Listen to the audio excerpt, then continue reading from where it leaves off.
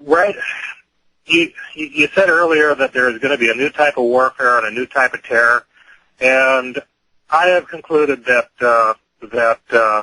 they have given up on the terrorism angle as far as Arabs and masked men coming to get you, and they are instead going to forward their agendas by the false flag terror in the name of the environment, be it an earthquake, a tornado, any kind of a disaster that they can blame and get control. Because it really doesn't matter if an Arab does it or if a tornado does it. If it puts you in a dire condition where you need them to provide the solution, you're at their mercy, one way or another. So please pay attention to what you hear here, because we are in a dire situation, and I'm just going to get going. The first thing that we need to see here is the gravity of the lies, how massive they are that we've been told, just about this one simple event. If there's one event that can show you how big the lie is, it is the disaster at Fukushima. They've got all kinds of experts on the air, and it's all just a lie. The website, just in case you can't find it on James's site, is gemstonefreelance.com. And when you get there, you're going to see a whole bunch of links, and I'm going to go through these and explain to you what they mean. Now, if you click on one thing that the media has lied about completely and misrepresented completely was the scale of this disaster. First of all, if you go back to the picture number one, and you look at that reactor and the way that building is exploded apart, the fuel pools are completely gone, and that means that we have thousands of tons of plutonium laying everywhere outside that facility. They have never told us about this. They've never been honest about this, but it's obvious when you look at that diagram that the fuel pools are gone.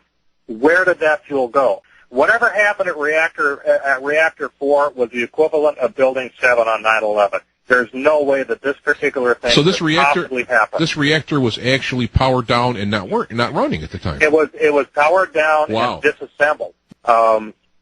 Anyway, so this reactor was just an open tube. There is nothing in there at all. No core, no uranium, no nothing, no steam separator. It was completely disassembled, and it exploded anyway. And so how did that happen? Well, we'll get into that later. And if you look at that, you can see how thick those walls were that got blown away.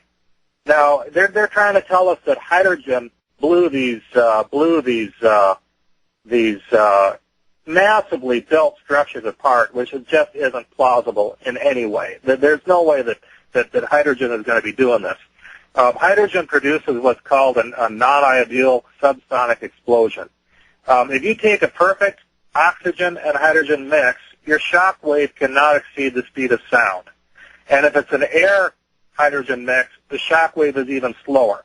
Now, if you seal that shock wave off so that it has no place to go, it can develop pretty high pressures, but certainly not enough to blow concrete like that.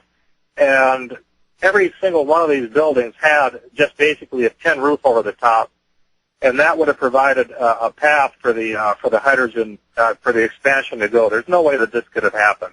If I'm in the nuclear industry and I build nuclear reactors, I'm going to know what you're saying. So I'm going to look at this and go, wait a minute, there's something wrong. Just like when the buildings collapsed in 9/11, if you type of buildings, you're going to go, wait a minute, that shouldn't happen like that.